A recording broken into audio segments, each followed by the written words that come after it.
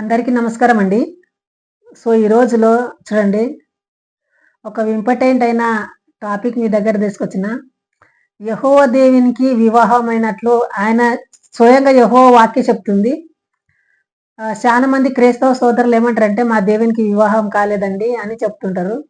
కానీ ఇక్కడ చూస్తే చూడండి, దేవునికి వివాహమైనట్లు ఆయన స్వయంగా తన మాటలతోటే చెప్తుంటాడు. దీన్ని చూసి క్రైస్తవ సోదరులు ఎవరైనా సరే మా దగ్గర మాట్లాడొచ్చు. దీని విషయమై మీరేమంటారో? మాకైతే ఇట్లా అర్థమవుతుండది. మేము కూడా ఏం కొత్తగా కాదండి. చాలా క్రిస్టియానిటీలో చాలా పోయి అసిస్టెంట్ పాస్టర్‌గా కూడా చేసి బైబిల్ వాక్యాలు కూడా చదివి, బైబిల్ పూర్తిగా చదివే మేము పరిశీలిస్తున్నాము. దయచేసి చూడండి, ఈ వీడియో గాని కొత్తగా ఎవరైనా చూస్తే లైక్ చేసి సబ్స్క్రైబ్ చేయండి.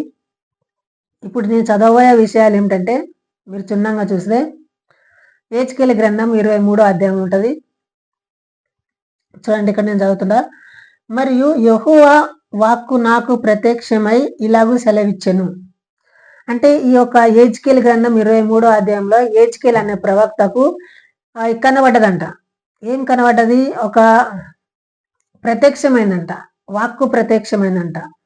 వాక్కు అంటే యేసుక్రీస్తే ప్రత్యక్షమైనట్లు. ఎందుకంటే బైబిల్లో వాక్కు అంటే దేవుడు యేసుక్రీస్తే అని క్రైస్తవ సోదరులు అంటుంటారు. చూడండి, మరియు ఇక్కడ 23వ అధ్యాయం, మరియు యెహోవా వాక్కు నాకు ప్రత్యక్షమై ఇలాగూ సెలవిచ్చెను. నరపుత్రుడా, ఒక తల్లికి పుట్టిన ఇద్దరు స్త్రీలు కలరు.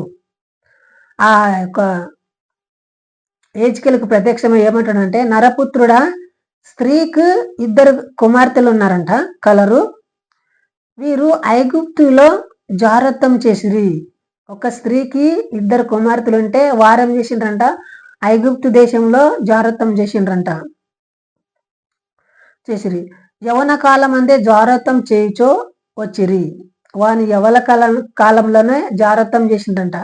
చూడండి, ఇలాంటి ఆణిముత్యాలైన వాక్యాలు అంటారు కదా, ఇలాంటి వాక్యాలు బైబిల్లో ఉన్నాయి.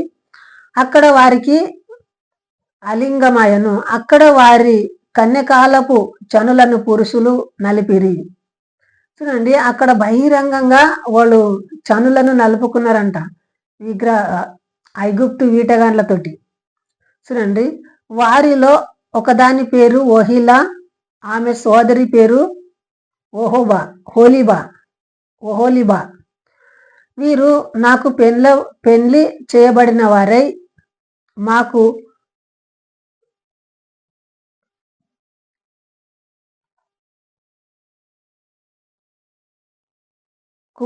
కుమార్తెలను కనిరి. ఓహోలీల పేరు షొమ్రాకును, ఓలీబాయను పేరు యెరూషలేమునకు చెందినవి. యెరూషలేముకు చెందినారంట. చూడండి, ఇలాంటి వచనాలు బైబిల్లో ఉన్నాయి. ఓహోలీలా నాకు పెండ్లి చేయబడిను, వ్యభిచారం చేసి తన వీటిగాండ్ర మీద బహుగా ఆశ పెట్టుకొని ధూమ్రవర్ణం గల వస్త్రములు ధరించుకొనిన సైన్యములకు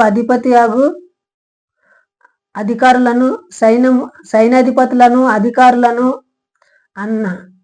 అందము గల యవనులను గుర్రపు యొక్క రౌతులను అలాగూ అష్షూరు వారిని మోయించెను. అది కామకురాలి తీరుగా అష్షూరు వారిలో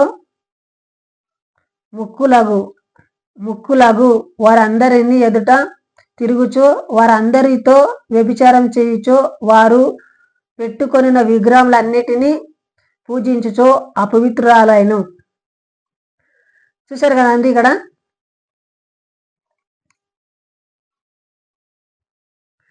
దేవునికి పెళ్ళైనట్లు, మళ్ళీ అక్కడ అతని భార్యలు వ్యభిచరించినట్లు స్వయంగా యెహోవా వాక్యం సెలవిస్తుంది. దయచేసి ఆలోచించండి, ఇలాంటి వాక్యాలు పరిశుద్ధమైనవి ఎలా అవుతుంటాయి దయచేసి వివరించి. మరి ముఖ్యంగా హిందుత్వం నుండి క్రిస్టియన్లో కన్వర్ట్ అయిన వాళ్ళు ఎవరైనా ఉంటే కూడా మీరు ఇలాంటి వాక్యాలు పరిశుద్ధంలో ఉంటాయి, మీరు వీటిని పరిశీలించి జాగ్రత్తగా గ్రహించి మీరు క్రిస్టియనిటీలోకి వెళ్ళండి. ఎవరి అభిప్రాయం వాళ్ళదే, ఎవరిని కూడా మనం బలవంతం చేయలేము. ఒకవేళ మీరు పరిశీలించి పోయినట్లయితే పర్వాలేదు. ఎవరైనా మోసంగా అన్యాయంగా జొరబడి ఉంటే వాళ్ళు మేలుకోవాల్సిందిగా ప్రేమతో మనవి చేస్తున్నాను. సో దయచేసి ఆలోచించండి. ఈ వీడియో ఇంతవరకే ముగిస్తున్నాము. జై హింద్, వందే మాతరం.